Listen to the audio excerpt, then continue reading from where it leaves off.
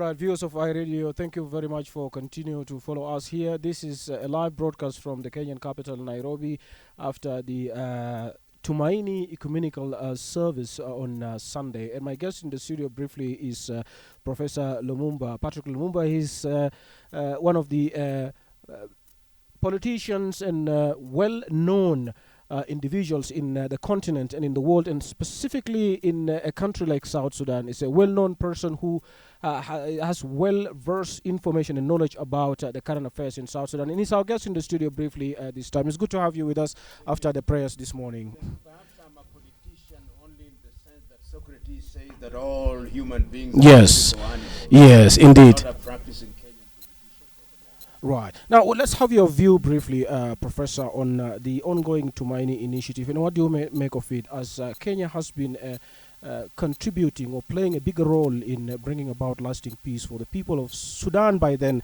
during the CPA and now South Sudan? The Tumaini peace process, in my view, is a welcome process.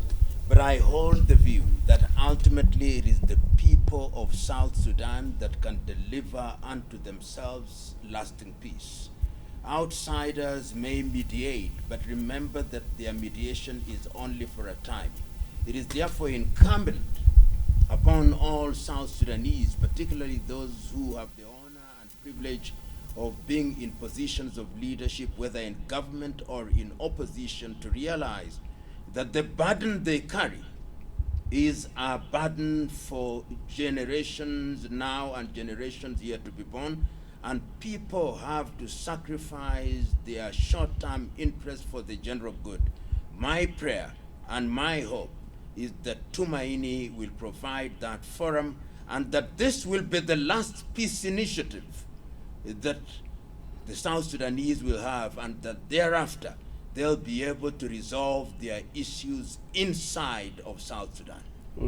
And this Tumaini initiative, there has been a concern about, there's already a revitalized peace agreement which is ongoing, and people back home are also talking about the constitutional making process. And talking about constitution, you're a very person who is well versed and known about when we talk about law. And the Tumaini initiative also touched some of the constitutional reform in the country, and this is something already ongoing in South Sudan. How can we best really have a permanent constitution? Because since independence of South Sudan, we continue to have a transitional constitution.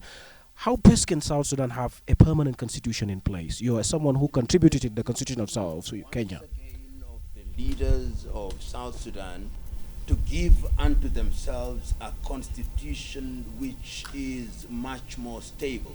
One can never have a permanent constitution in that regard. It is the duty of the people of South Sudan to give themselves a constitution, particularly those who are in positions of leadership. Because once a constitution is stable, then it means that you can begin to practice constitutionalism. That is to say that you do the things that the constitution requires of leaders and requires of citizens. And I hope that during this process, one of the things that is going to be given a pride of place is the need to move towards a constitution which is stable, a constitution that is people-centered, a constitution whose making demands of people's participation, a constitution that obligates political leaders to conduct themselves properly. But remember once again, a constitution in and of itself is not a solution. The solution is that you must have political leaders who are prepared to sacrifice for the country and who love the country and who know that no matter how high they are, the law is mightier than all of them.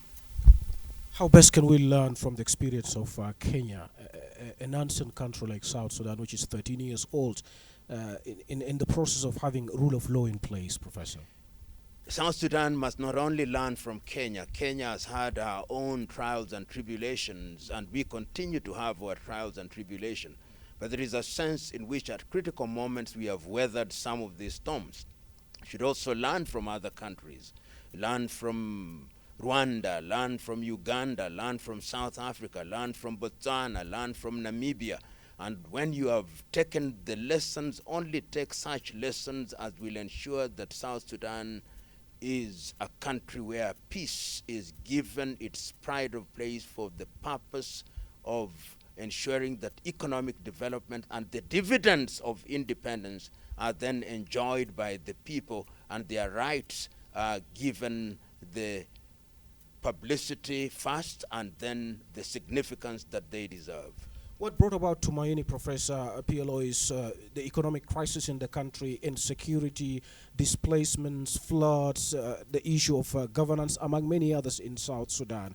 And this is why Tumaini is coming on board now to try to have a remedy to all these problems. What message do you have to the leaders of South Sudan? I mean, civil servants in our country have gone for nearly 1 year without receiving their monthly salary. So what message do you have to the current leaders in the country? South Sudan is a rich country. South Sudan has oil. South Sudan has minerals. South Sudan can be a basket, food basket for the region. South Sudan has all the ingredients. What we need is to ensure that the revenues that come from oil are enjoyed by the people. We can see that happening in countries such as Qatar, in Abu Dhabi. Why can't we do it?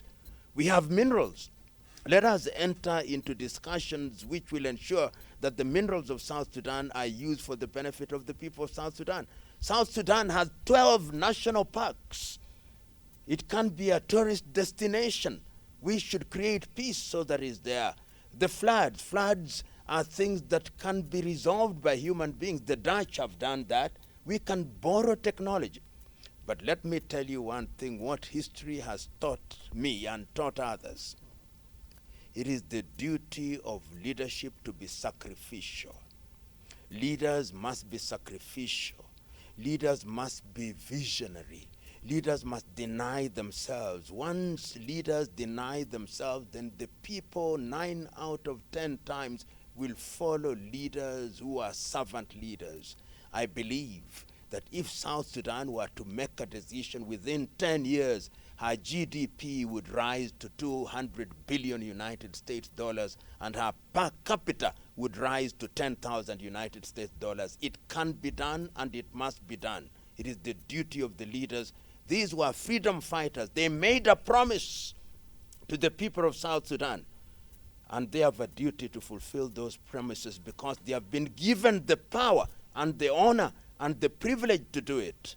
The people are waiting. What message have you brought today to the leaders of South Sudan in the Tumaini initiative during the ecumenical service or during the prayers today on Sunday? My message was simple, that blessed are the peacemakers because they shall be called the children of God. Let them be peacemakers. I've also told them that they must be midwives for peace, and that the function of a midwife is to ensure that the child born out of the process is a healthy and a bouncing child. I've also told them that in order to have lasting peace, memories must be selective, because as Desmond Tutu said, there is no future without forgiveness. So we must be a people who are prepared to compromise, because it is through compromise that you move forward. So if you have positions, you must be able to alter your position if the alteration of those positions is in the best interest of South Sudan. When all is said and done, all the leaders, opposition or government, must always remember that they are only here for a season, but they are in Kenya under Tumaini for a reason, and that reason is to ensure that there is peace in South Sudan. Thank you very much, Professor Patrick, for speaking to us.